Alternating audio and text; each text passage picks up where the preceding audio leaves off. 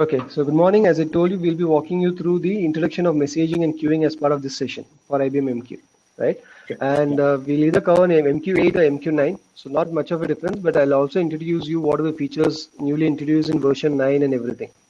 Okay, sure. Okay, Yeah. but before getting into that specific versions of MQ, let's focus on what messaging and queuing is all about.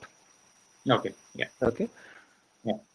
So first, for that, let's understand how the information is getting distributed in the current scenarios, right? Yeah. So Yeah. in any enterprise, you take different sectors, like if you take banking domain, right? So where we have transaction details that keeps flowing from ATMs or net banking or your mobile app to your bank servers, right? Which could be Yeah. hosted on maintenance and all, right? The customer details that gets processed for loans and all those things, right? So from the banking domain example, if you look at logistics domain, you have package location details, shipping tracking, right?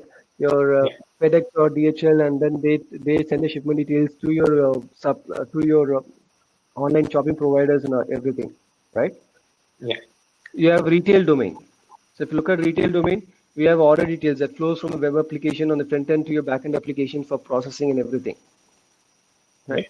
So if you look at in every sectors, I mean, the key thing is the information is flowing around, and the information is flowing around between variety of applications. It could be SAP, SAP, mainframes, .NET, Java applications, you name web applications. It could be a custom built applications as well. So at the end of it, for any enterprise to provide business functionalities, data or the information is flowing around all these applications are being exchanged, correct?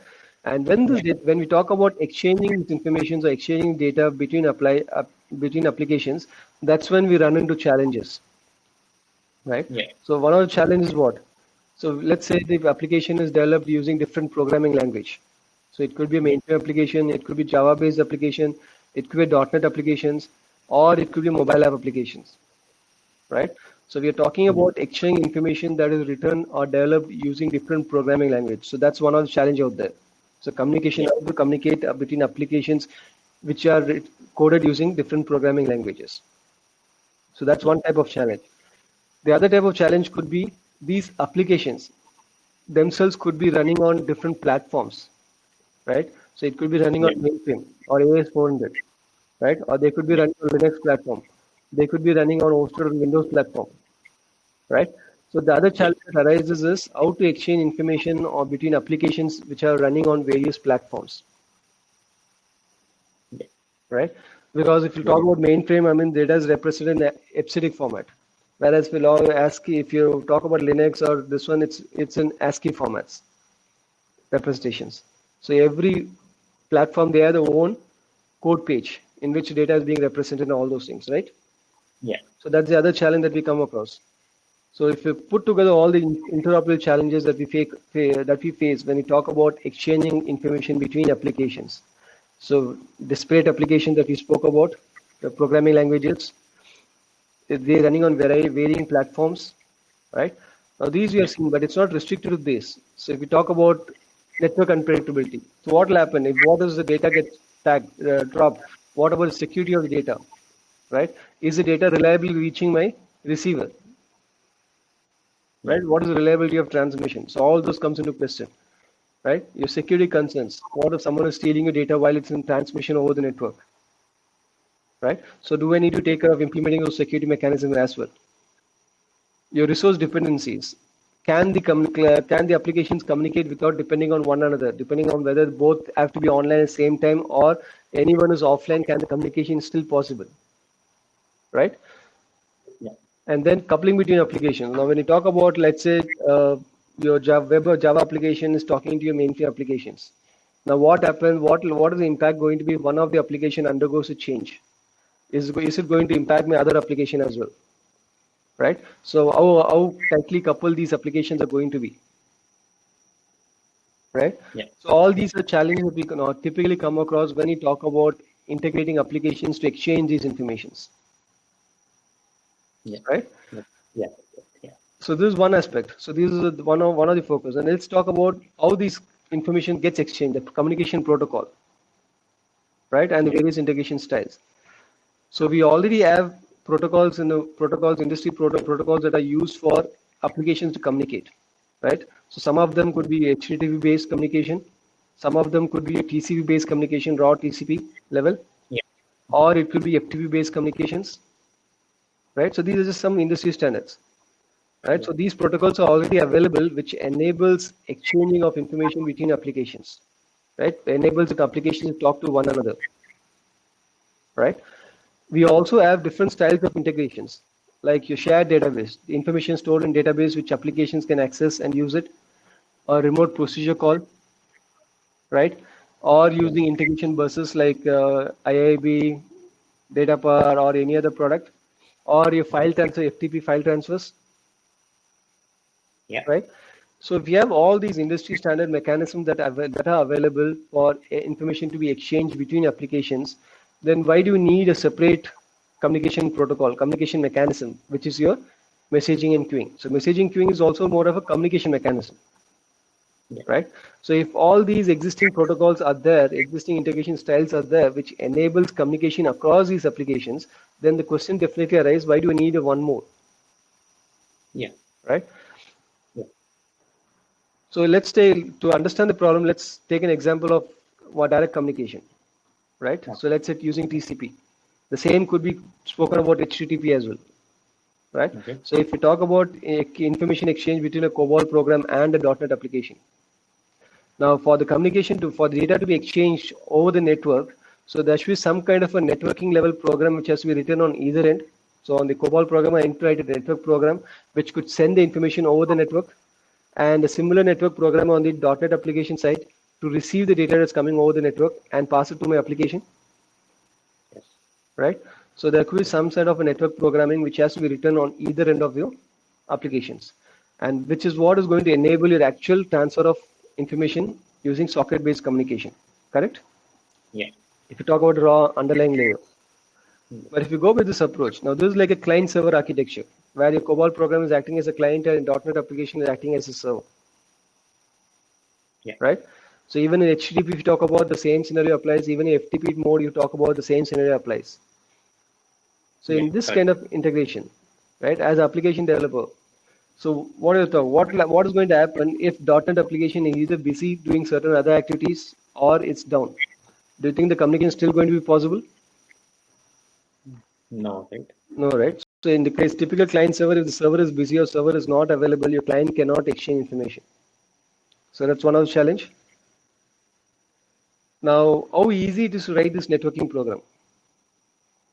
So you need to well versed with networking concepts, underlying networking concepts. You need to take care of your unpredictable nature of your network. The packets could get dropped and all those things. So you need to create programs which will take care of reliable transmissions, right? You also need to take care of securing your data, that when you're transferring your data over the network, so that others cannot steal your data or others cannot look into your data. So you need to address all the security concerns also, right? So writing these network programs, how easy it's going to be. So if you're going to focus on addressing all those things, definitely the programming is not going to be simple. It's going to get complicated. Correct? And the other aspect. Now, what is going to happen if either one of the application is getting replaced or getting modified? Now, do you think the communication, if I bring in a new application instead of COBOL, do you think the same network program and .NET application can do that, or do we need to rewrite it or do something different? So definitely, because these applications are talking to one another directly, now they are more like tightly coupled. Change in one is definitely going to impact the other as well, right? And remember here, we're just taking two applications as an example, but at the enterprise level, your .NET application might be talking to n number of applications as well. Your COBOL program might be talking to n number of applications as well, right? So which means the complexity is going to be just going to increase. Correct? So these are your concerns or pain points or problems that you focus when you talk about these available industry standard protocols like HTTP, TCP, FTPs, whatever the means be, right? And we also have different types of communications. So we talk about synchronous, asynchronous. So what do you mean by synchronous communications, right? So let's again take an example between J2E application running on Linux platform with a COBOL program that's running on mainframe, right? So when a request is being sent from J2E to COBOL, so what's going to happen? So during the time until the response comes, your program application gets blocked. right? The thread is getting blocked. It can't do any other processing until it receives a response back from a COBOL, right? It's more like a real-time integrations, real-time data exchange. Yeah. Correct. So then only we can, once the request, once first request has been processed with the response, only then the second request can be sent across. Right. So that's so synchronous communications where it's more of a real-time data exchange happening. So request, reply, and all those things. Right. And where your thread is going to get blocked for waiting for response to come. But whereas when you go for asynchronous communication, so you send a request, the program can continue, J2 application can continue doing other processing activities. So it's a non-blocking. So it doesn't have to wait for response. And whenever a response from mainframe comes, it can do a callback. Right? So then it gets notified or even triggered, and then based on that, it can process a response. And it not be the same thread. So there could be a different thread of J2 application sending a request, and the response could be processed by a different thread of the same application as well. Right? Or it could be a different program, small program of a J2 application which could do the processing as well. So it's completely decoupled. Right? So this is a asynchronous communication nature. Now we can talk about this synchronous, asynchronous communication are in our this one also, daily life, like our conversation that we're having right now. So this is more like a synchronous communication. Right? So we both are there online, we are exchanging information, I pass information, you raise a query, you respond back immediately. Right? But we talk about asynchronous communications, we have WhatsApp, we have SMS, we have emails. So these are more like asynchronous communications. Where I send the information, you don't have to be online. I can continue doing my other activities, and whenever you see a message, then you can respond back to me. And when you send the response, after that I can pick up the response and do on that. Correct? Yeah. So synchronous is more like a blocking, and asynchronous is more like a non-blocking, and synchronous is more like real-time data exchange. Right? So the reason we need to understand is because all these are done using messaging queuing concepts as well. And we spoke about resource dependency as one of the constraints. So what do you mean by resource dependent communication? So what if in this communication exchange, what if your COBOL program is down? Do you think a J2 application can send message now? No, I think it will throw an error. Right. So which means for J2 application to communicate with COBOL program, it's dependent on the status of my COBOL program. Until and unless the COBOL program is available, your J2 application cannot transmit your messages. Correct? So as a sender, do I need to worry about it? Now, if I need to keep on checking whether what is the status of you before I start transmitting, then most of my time is spent in that actually. Most of my resource or most of my activities or most of my energy is spent in that itself. Right? Why should I be bothered about what your status is? My objective is to exchange information. Right? I have my primary functionality is to perform certain business functionalities. Now, in as part of that, one of the functionalities is to give you the information or give you the data. Right? It should not come as my primary task about checking your status of your application and then accordingly see whether I need to transmit the data or not and all those things. Right? So that's one of the drawback, resource dependent communication. So that's where to address all these concerns where messaging and queuing come. So as part of it, let's focus on IBM MQ. Now, concept that you're going to see, remember, it's not specific to IBM MQ. It's common to across all messaging queuing products. Like we have different products in market: Apache MQ, Rabbit MQ, Sonic MQ, right? Microsoft MQ. So different vendors are providing their own messaging and queuing products, right? So IBM MQ is one such product from IBM vendor. That's the only thing. So the messaging queuing concept that you're going to see as part of today's session is common or for most of your messaging queuing products. That's the fundamental concepts. Okay. So in the case of the same information distribution that we spoke about COBOL program .NET application. So if you talk about messaging queuing, so what's going to happen? So in this case, your COBOL programs or .NET applications, they're not going to talk to one another directly. Okay, so communication between the programs or applications will be through your messaging infrastructure. So which in our case is your, let's say, IBM MQ. So COBOL program will then send the information to your messaging infrastructure, and then the messaging infrastructure will forward it to your .NET application. Okay, so here there's no direct communication. So that's the reason why the communication style is resource independent. So because the programs are not communicating directly, so COBOL program need not worry about the status of .NET application. Right? So whatever be the status, it could tries to send the message itself. Because as far as COBOL program is concerned, the receiver is a messaging infrastructure. Right? And your messaging infrastructure is capable enough to store the messages on behalf of your .NET application, even if your .NET application is down. Your network installations. So the programs of the application, they don't have to talk with your networking layer directly, right? They are going to talk to the messaging infrastructure product like IBM MQ, which in turn will be interfacing with your networking layer. So the applications or programs, they don't have to interface with the networking layer directly. Okay. So as part of that, all the networking concepts, taking care of network unpredictability and all those things is addressed by your messaging infrastructure itself. It's not, they don't have to build into your applications. Right? And because you don't have to write these networking programs and all, which are a bit complicated, so applications are now easy and faster to develop because standard set of APIs are given using which you can interface with your messaging infrastructure. Right? So when you talk about messaging queuing, if you apply it to your real life scenarios, you can compare it with your voicemails, your postal service. These are classical examples of messaging queuing concepts. Right? So you're talking to telephone and all those things are more synchronous. Whereas if you talk about postal service and voicemail service, they're more like they provide a messaging infrastructure service, right? So voicemail, you leave a message in the voicemail server stores the message, and then the recipient can pick up the message from the voicemail server. So your recipient need not be available at the same time when you're trying to pass on the information. So that's the whole objective of voicemail server, right? Even if the recipient is not available, you can still pass on the information. Right? Your postal service. So when you send the data out, it's not you're directly talking to your recipient. You're just sending to the postal service, and they are taking care of delivery of the information to your actual recipient. Right? Yeah. So these are your classical or real life examples of your messaging queuing concepts. Right? So let's address each of the things we spoke about. Now, for messaging infrastructure, if it has to provide the resource independent communication that we're talking about, right? How is going to do that?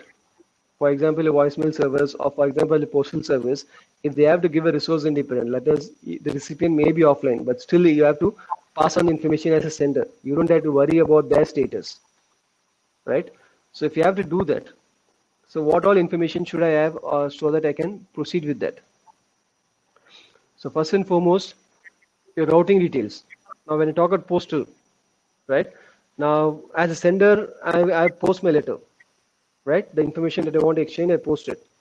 Now, does the post office, they have to come back to me for certain requesting for information and how to deliver the information, how to route the information, all those things to the recipient? They don't have to, right? Because the additional information I would have given it based on which they can do the routing details, where they want to deliver the information, to whom I want to deliver it. Right? So all this information is there as part of my letter itself. So your postal office, they don't have to come back to the sender to determine how to deliver the package. Right? Yes. So routing details. And any other additional property, the quality of service that has to be offered. For example, when I do a letter, postal, do you think they offer only one quality of service?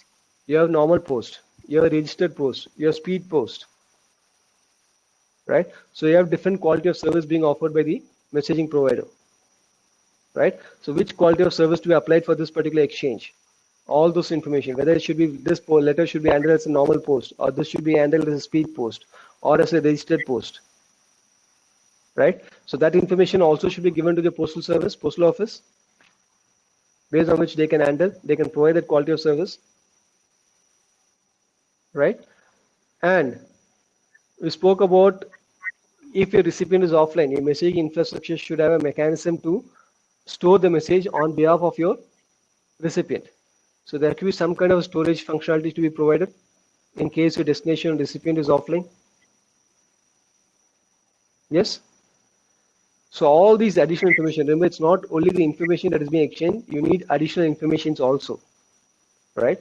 Now, if you look at that, that's where the messaging queuing comes into picture. Your message part of it takes care of routing details and any additional property for out exchange information that is stored in the message itself, right? And the storage functionality is handled by your queues. So when you say messaging and queuing, so messaging contains your details of your routing information and the additional property of the message in addition to your message data itself, right? Whereas the queues, they provide a functionality of storage. Okay. Okay. So if we talk about that, is message and data, are they one and the same then? Right? Now, if you compare it with, so do you think it's one and the same or it's going to be different? I think it will be more than what message data means what message has, right? Maybe a Right. lot of more information than what the actual message. Yes. So if you look at that, let's take the analogy of a postal office itself. Right? So you want to send the information to your friend or colleague. Right? So that's applications, right? Friend or colleague. You friends are simulating, or colleagues are simulating your applications. Now, if you want to send the information, so what are you going to do? So what are information you're going to exchange? You write in a sheet of paper. Okay. So if I apply from the application perspective, that's the payload or data Yeah. that the application wants to actually exchange with the other applications. Yes. Now, once you return this information that you want to exchange with your friend or colleague on a sheet of paper, do you take this and directly post it in a post box? Now, if I do that, will the post office will make a delivery? No. They have the information that has to be exchanged, but they don't have the information about how to exchange this. Yes. Right? They don't know to whom to deliver this package. They don't know whom to deliver the information, and what kind of quality of service to be provided for delivering it. They don't have any of these informations, right? So that's why what we do. Once you have the information that you want to exchange with a friend or colleague in a sheet of paper, you package it inside an envelope. And on the envelope, you give certain informations to whom you need to deliver. What is sender's receiver's address? What is your return address, right? And then it also has on the envelope additional information like your whether the quality of service to be speed post, normal post, registered post. All these informations are provided on top of the envelope, correct? Yes. So that is the information that the post office relies on for delivering your post or letter to your friend or colleague. They don't have to worry about what's inside the envelope unless for security concerns, right? But ideally, your post office, they don't have to look into what is inside the envelope. So they always look at the information that is on the envelope. Correct? Yeah. And then once I packaged it in the envelope with all the necessary information, all those put on the envelope, that's when I put it in my post box for delivery to my friend or colleague. So that's a typical exchange that you do. So now if we equate with our scenario out here, so information that you exchange, that is the information that applications want to exchange, what we call as data or payload, right? Which gets packaged into this one. That's where message comes into. So message is nothing but your data or payload that is being exchanged, and in addition to it, other routing informations, other metadata about your message and all those things, right? So if I break down my message in IBM MQ message or any message, specifically if we talk about IBM MQ message, it contains different parts. So one is your message address, your message properties, and then your data or payload. So data or payload that application exchanging is one part of your message. It's not the complete message.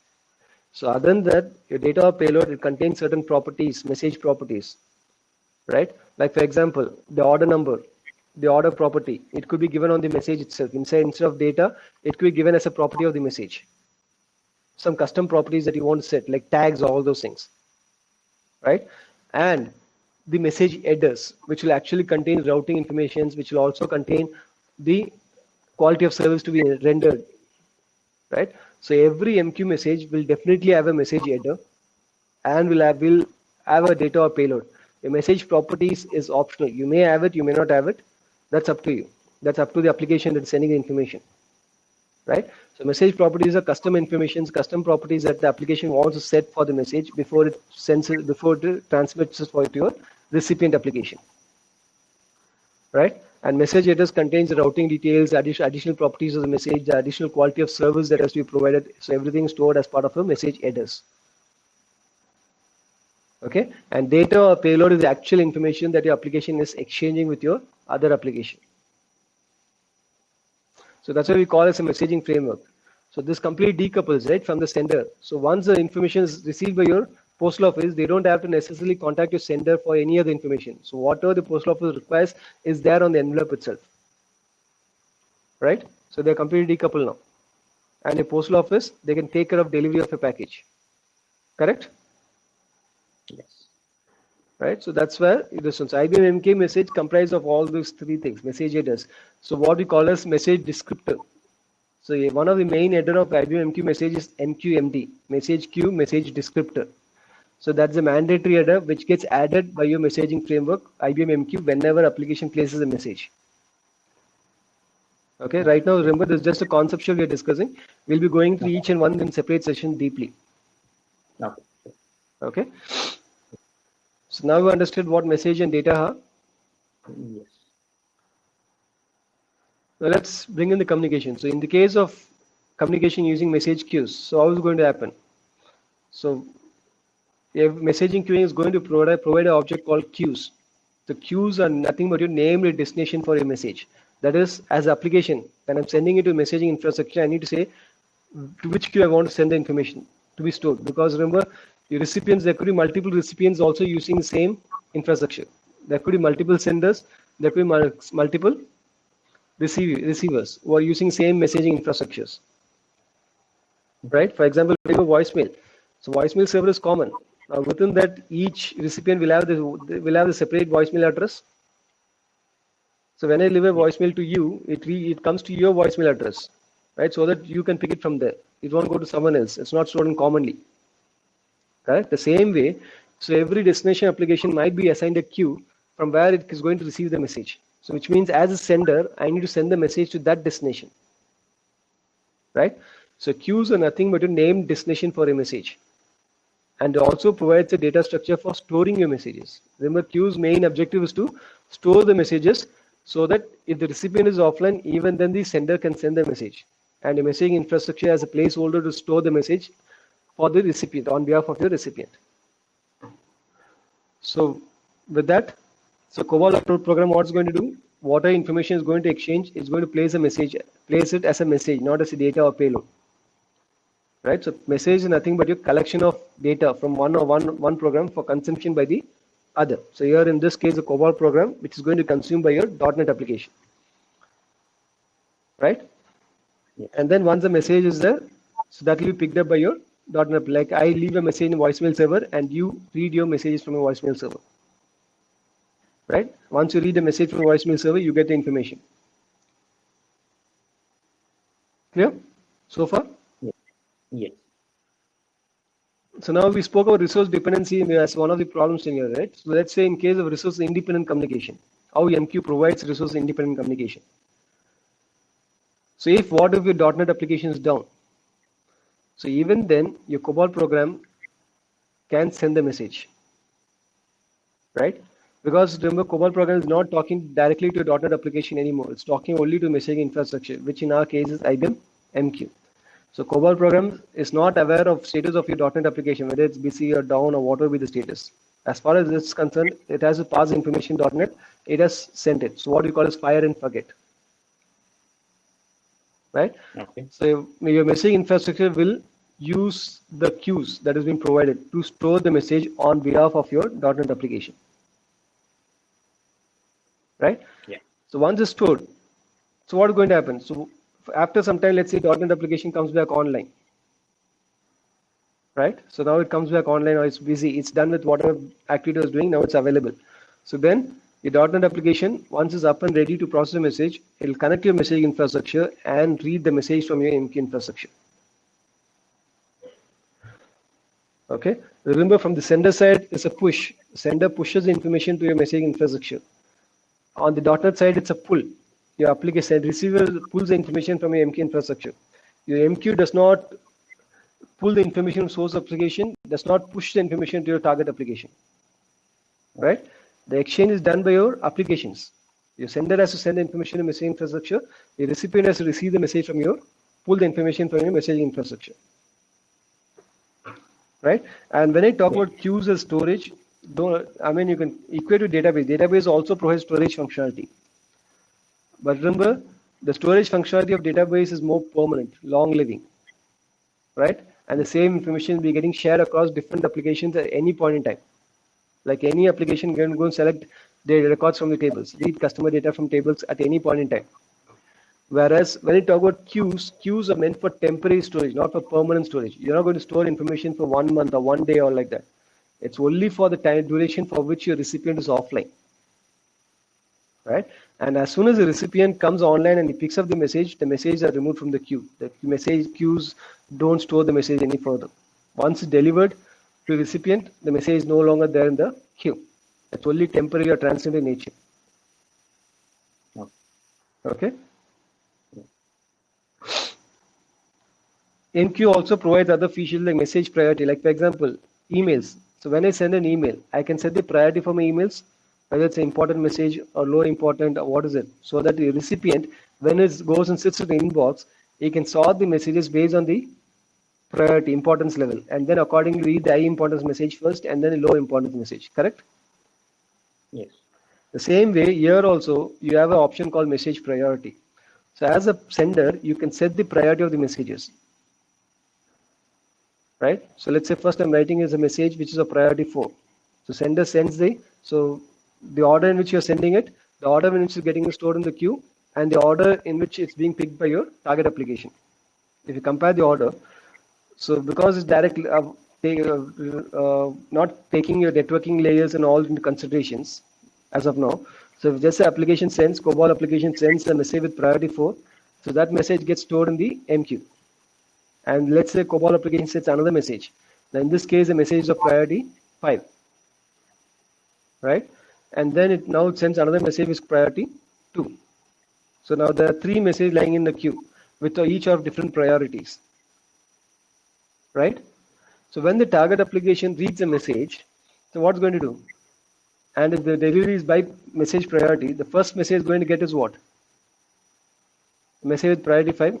It doesn't matter in which order it's gets stored in the queue, right? But the higher priority message always gets delivered first, right? Next message, when it reads again, it's going to get a message with priority 4. And then when it reads again, it's going to get the message with priority 2. So you see the orders are different. How the orders could be different from how the message is being. The order could be different in every stage, right? The source, the message in which the order in which the source application is writing, the order in which the queue stores the message, and the order in which your target application receives the message. Every stage it could be different. For sake of simplicity, just to understand the message priority, here we have kept the order in which source application and the order in which the queue stores the message. We have kept it same. Okay. But in some cases they could also be different because of the networking. Because if you are taking different routes to read, for example, for same destination, if you take different route, depending on traffic, the time taken to reach might be different, right? Yes. So in which case, if source is sending it and the IBM MQs as a target, now it could receive the message in different order depending on network traffic and all those things. So in that case also, the orders could go differently. But for simplicity's sake, just to understand the message priority, we have kept it same. Okay? Yeah. So this is one of the other feature of IBM MQ, message priority.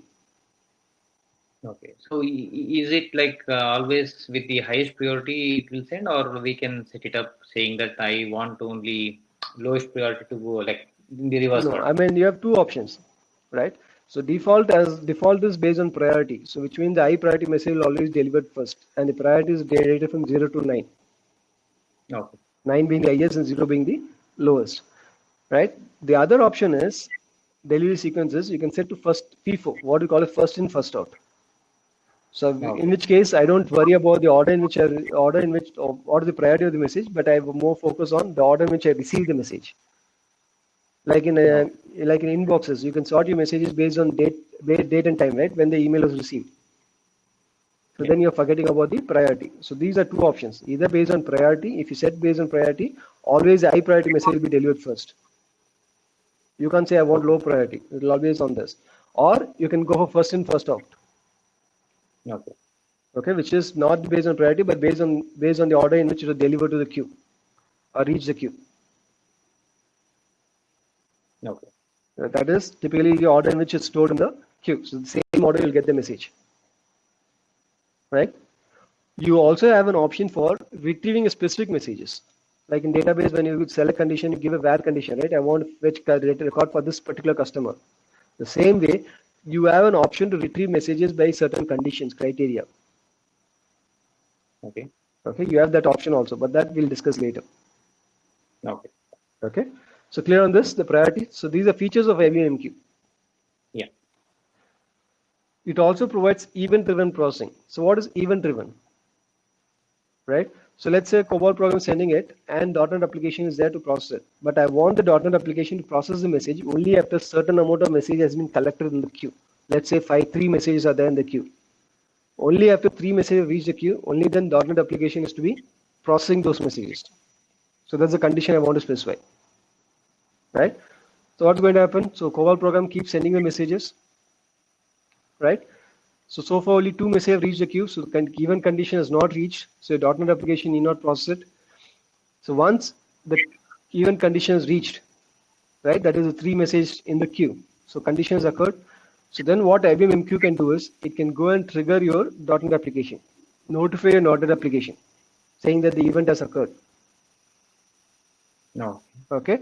And once that is done, then the .NET application can come and process those messages. Okay. So when you are saying it triggers the application, right? So Sorry? when you say this event will go and trigger this .NET application, right? Right. IBM. Is it like directly MQ talking to the application, or is it some other way? So MQ will invoke a script or something, whatever required to start. Let's say I could give a shell script, which will actually start the application or program, or a batch script. So MQ will invoke that script, which in turn will start the application. Got it. Yeah. Okay. We'll talk about it. There's a separate unit on triggering also. We'll see how to trigger. What are the things that we need to take care. Okay. Sure. Yeah. Okay. Yeah. You have message-driven processing. So remember, when the communication is happening, your applications need not be always online. For example, typically for batch mode, if let's say the program which is receiving the data from COBOL program, the .NET application receives it every day at 6 o'clock in the evening, right? It's a batch transmission. So every day 6 o'clock, a report is being sent by the COBOL program. Now, do you think the corresponding .NET application should be running continuously throughout the day? It knows it's not going to receive the message, but if it's simply running, it's going to consume system resources, right? Which can be spent somewhere else. So I want my .NET application to be running only when the message comes. Till that point, I don't want my .NET application to be running, right? So what you can do? So again, message driven. So when the arrival of the message, when the message comes, on the arrival of the message, only then the application has to start processing it. The same triggering. So here the event is nothing but your arrival of the message, right? And when that occurs, your application is going, MQ can go and trigger start your application, which will come and pick up the message, right? So when you talk about this, again, different types of triggering condition or event condition. Here the event condition is just a simple arrival of the message. Previous case, the event condition was when a certain condition is reached, certain criteria has been met, right? So message driven. So everything is controlled by the process of message driven, event driven, right? You can go for parallel processing also. So what in this case? Let's say application A is sending message to application B. Now it doesn't have to wait for response to application B. It can send message to application C in the meantime, right? It can send message to application D in the meantime, and it can collectively get the response from all of them into a common queue, right? And then it can process all 3 responses together, right? So instead of me waiting for response from application B and then only I proceed with application C, then if application B is taking more time, what's going to happen? So my communication to application C is also going to get delayed. So instead of that, what I can do, I can keep sending a request to each of the applications, backend applications, instead of me waiting for the responses. And whenever they send the response, they can send the response are collected in a separate queue from where I can pick it up later, right? So I'm enabling parallel processing of application B, C, and D. Yes? Yeah. Yeah. Asynchronous communications. So IBM MQ, it provides asynchronous by using queues and all things. The communication is asynchronous in nature, right? But it doesn't mean that this one is always going to be synchronous. MQ does not support synchronous. MQ supports synchronous also, right? So MQ supports both kind of communication: synchronous communication, asynchronous communication. But even the synchronous communication, internally it's handled asynchronously. That's the only difference. From the business transaction point of view, it could be synchronous, like a customer requesting a mini statement from the bank server. So that's a synchronous because I'm placing a request and I'm going to get a response back, right? Or you're checking for available balance. So it's a synchronous. I place a request, I'm getting a response back. It's not that I place a request now, I get a response tomorrow. I get the response immediately, right? For mini statement or available balance and everything. So which means it's synchronous transactions. Now even these synchronous transactions can be done through MQ, but they are internally handled asynchronously. So if you look at from the business perspective, it could be a synchronous transaction, asynchronous transactions. Both kind of transactions are supported by MQ. So in this case, let's say the same thing. Your bank statement, your bank application, your bank statement, a mini statement, or a balance check that each client is requesting for. So all the clients are sending the same bank server, so they're writing the same request queue of bank, right? Yep. Now each client might have their own response queue. They might have the queue separate for each one of them to which a bank has to send the response to, right? So when the application writes, you see, I told you there's a header for each message, right? Message descriptor, message headers. So in the message header, message descriptor, there's a property called reply to queue. Right? Okay. Every application, sending application can say that I want the responses to be sent to this particular queue, which will be used by a responding application to route the message to the appropriate queue. So now, if client A says I want the message in client A reply queue, bank application will send the response to that particular queue only. Like in some business communications, you get a pre-printed envelope, right? So for you to get correspondence with them, they give you an envelope with their address, everything already printed. You just have to type the information and post it in that envelope. You don't have to worry about writing the address and all those things, correct? Yeah. The same way, reply to queues. So as a requesting application, you can say where you're expecting the responses so that your responding application can accordingly do. So in this way, the responding queue is not hard-coded in your bank application, right? Your bank application can write it to any queue, depending on which client is requesting for. Yeah. Right? So this is one way of synchronous communication. The other kind of synchronous communication is using IDs. Now what if instead of having separate queues, now in this case is okay, each client is having separate queues. But what if your client is keep on growing, 100 clients, 200 clients? Do you think it's possible to create separate queues for managing each one of them? It will be tedious one. Right? So partners is okay. Partners are going to be specific, limited, right? But customers, your customers keep on growing. Now you can't create separate queues for each and every customers, Yes. right? So in that case, what I can do? You can go for common queues, which will be shared across all your clients, all your customers, let's say. But if all the clients are going to share the same queue, then what is the guarantee that the message are picked up by the correct customer? Because the response for client A, client B, client C is all going to go into the same bank response queue. So our client A ensure that it's picking up the right message for itself. Our client B will say that it's picking up the message for itself. Because they're all reading from same bucket, right? So then you have to ensure that they're reading the right messages. That's where there's a property called correlation ID. So in the header, there's a property called message ID. So message ID is the ID which uniquely identifies a message. Like for example, when you raise a ticket in any ticketing tool, you get a ticket ID associated. Yeah. So that ticket ID is uniquely identifies that particular incident or ticket. Yes. Similarly, whenever a message is being written into a queue, right, your IBM MQ will generate a unique ID for that particular message. What we call as message ID. So that ID, you can trace it within your MQ infrastructure. Use it to track the message within your MQ infrastructure. So the message ID can be generated by the application. That, for example, in some cases, the application says I want to set the message ID to the order ID or the invoice ID. or the customer ID, right? The application can set your message ID, or if the application is not setting it, your MQ can set it, generate it.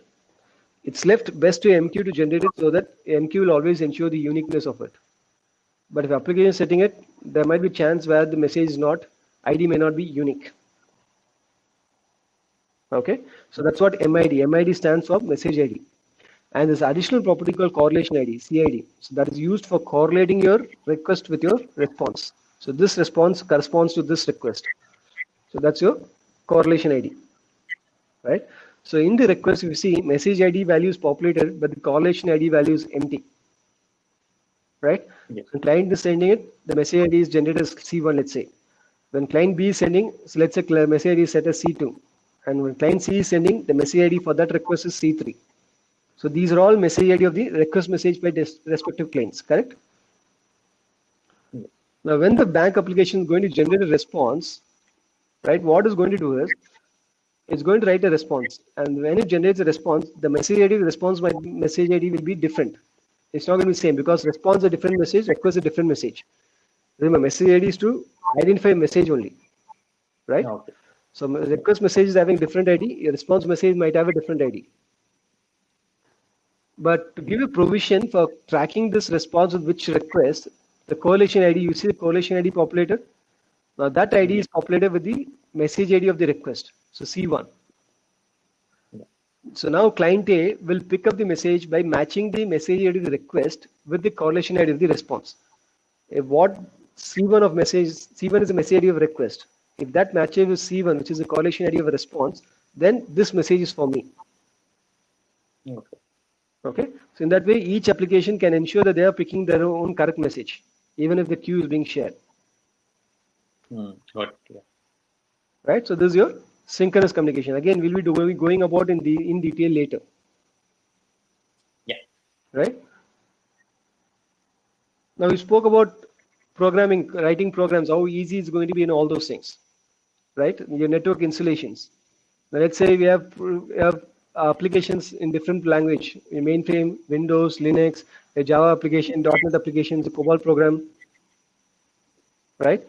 Now, if they want to communicate with one another, so which means the communication might be happening through the network, they need to talk to the networking layer. Now, using IBM MQ, you don't have to talk to the networking layer directly. So you're going to talk to IBM MQ queue managers. So queue manager is the main component of IBM MQ. We'll be talking about it again tomorrow and next couple of sessions later, right? When you go into what objects are MQ. So let's say, so IBM Queue Manager is the primary component of IBM MQ, to which your applications communicate, right? And you need to write programs to talk to these queue managers on either in Java or .NET or COBOL. For that purpose, standard interface is given, which you call as message queuing interface, MQI. So MQI is nothing but a message queuing interface, a standard set of APIs. Like in Java, you have standard set of APIs given to interact with JDBC providers and all those things. Yeah. Right? So you use the appropriate APIs or methods to communicate, perform that activities. The same way, the IBM MQ provides a standard application programming interface, what we call as message queuing interface. So this is provided for different programming language, for COBOL, for object-oriented, for Java, for JMS, for this standard set of interfaces are given. So using those, the programs can communicate with IBM MQ. Okay. And once the programs can communicate with IBM MQ, through the queues, they can exchange messages now. Yeah. Right?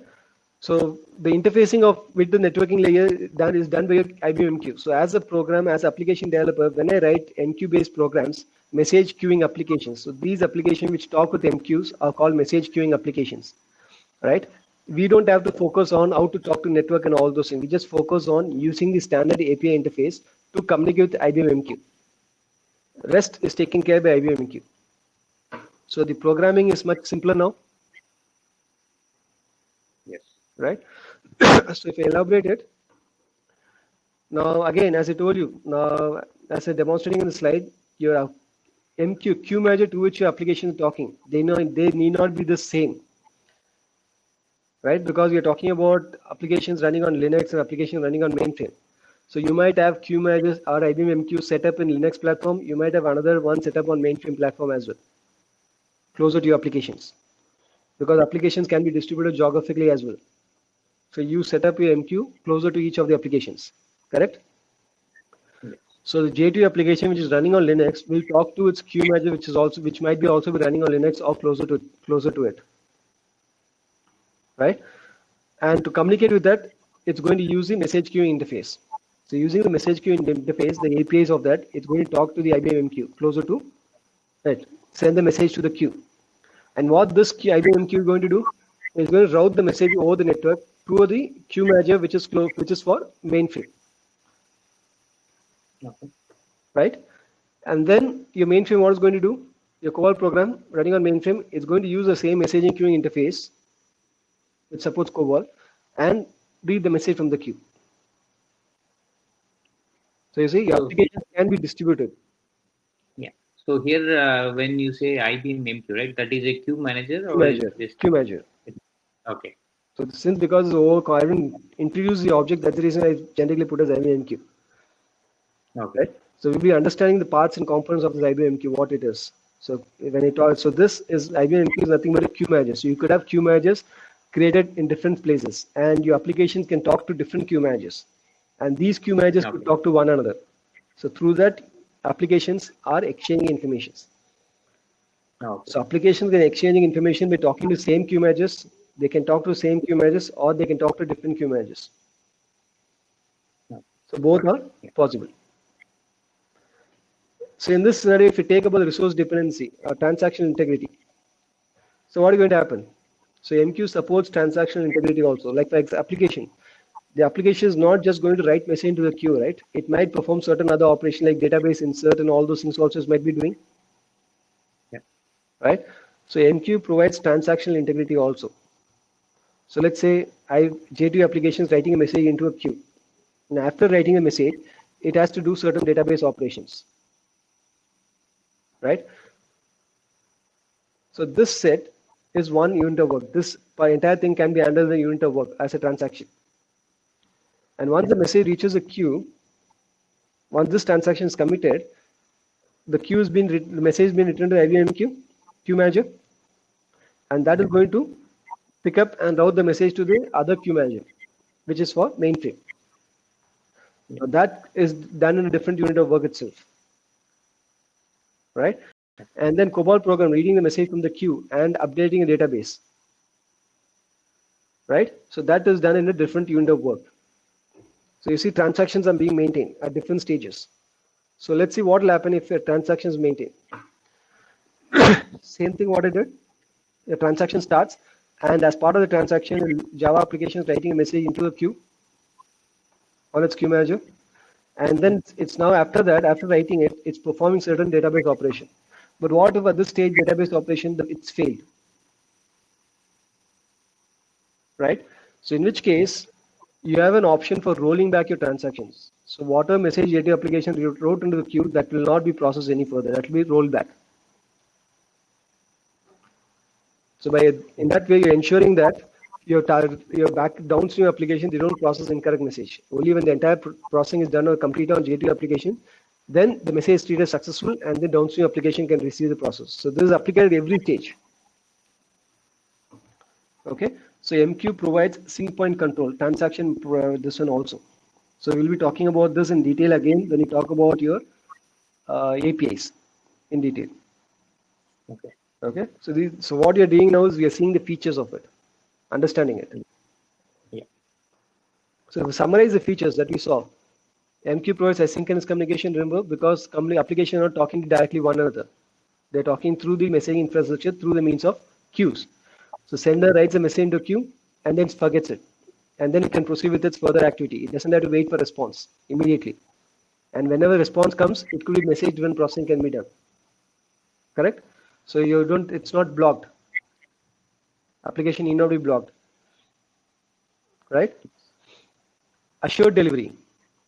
Your MQ takes care of ensuring the message getting delivered. Right? Again, it's not guaranteed. Remember, it's assured. There's a difference between guaranteed and assured. So when you say guaranteed, let's say in my post office, now if I type my to address, the sender's recipient address incorrectly, do you think the postal office can make a delivery? No. Or what if your recipient changed their address and you are not aware of it? Do you think the post office can make a delivery now? No. Right? So which means the delivery just cannot be guaranteed by them because there's also a whole lot of other factors that are available. How the infrastructure has been set up. Is the recipient available? Is the queue that is storing the message for recipient, is it available? Is it full? Is in exceeded capacity? Do you have the authority to write the message into that particular queue? So there are a lot of various factors which will take care of delivery, right? So that's the reason why we are doing assured delivery. So what you mean by assured delivery is you're delivering once and once only. If I'm making a delivery, remember I have to deliver only once. There should not be any duplication of the message. At the same time, your message should not get lost as well, right? Which is a different quality of service. Once and once only delivery is what we're expecting, right? We'll see how this is the function, how the MQ provides this assured delivery and what will happen in the case a message is not able to deliver, and all those things we'll be talking about in detail later. Okay. Yeah. Okay. Loose coupling of application, because the programs of application, they're not talking to one another directly now. The application is loosely coupled now. Even if change happens in one end of the application, the other application does not get impacted directly. Correct? Yes. Priority, we saw. Applications can set priority for the message based on which recipients can process the message. Yeah. Security. Your MQ provides different kind of securities, authentication, to authorization, to prevent who can access the particular queue, which application write message in the queue, who is authorized to read message from the queue or write message into the queue. It also provides SSL or TLS for network level security, right? So a product inbuilt comes with the various security features. Will be implementing those securities as part of security sessions. Okay. Okay. Platform independence. We saw our applications running on different platforms. They're able to communicate with the application running on Linux is talking to application running on mainframe, because each platform, each application there is talking to the queue manager. They're not talking to one another directly, right? And queue manager is supported on multiple platforms by means of which the messages can be exchanged across platforms as well, right? Language independence. We also saw applications written in different programming language are able to communicate using standard set of APIs that has been given, a message queuing interface, right? So by which they were able to talk, they are talking to the queue manager through which the messages are being, informations are being exchanged, right? Yes. So message queuing styles. When you talk about the communication styles or queuing styles, right? MQ supports two types of mode communication. What you talk about. One is the application to application communication, what you also call as point-to-point or queue-based communication. So there are different terms: point-to-point communication or queue-based communications. So in this case, remember it's one-to-one communication.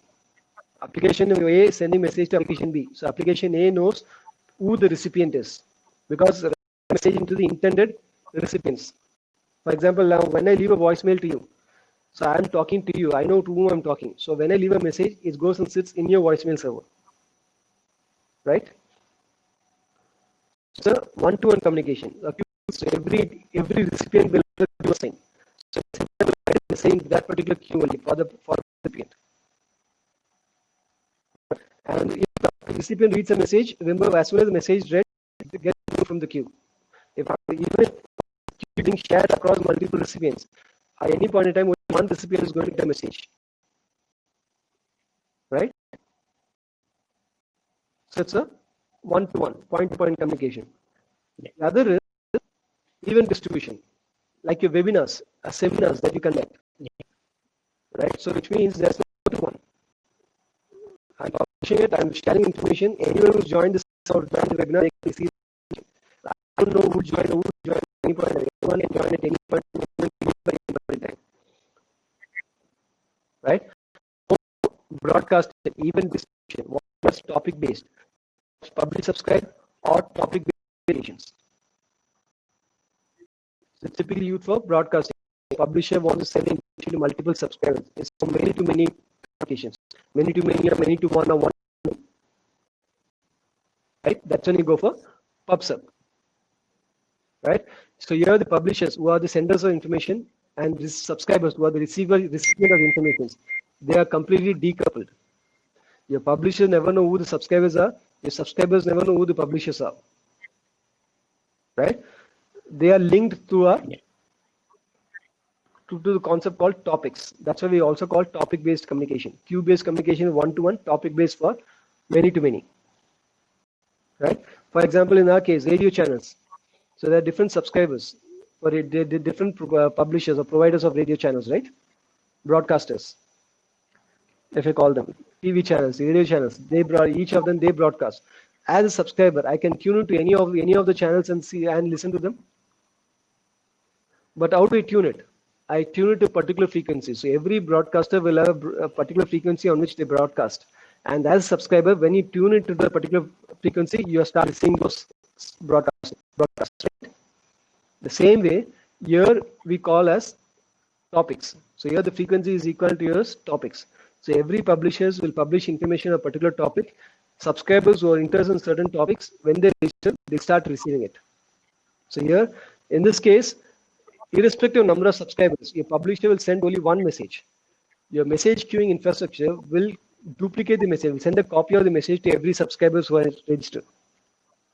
Your publisher will not send as many messages as subscribers are there. It's always going to send only one message. It is a responsibility of your messaging publishing layer, which will copy it and deliver to all the subscribers.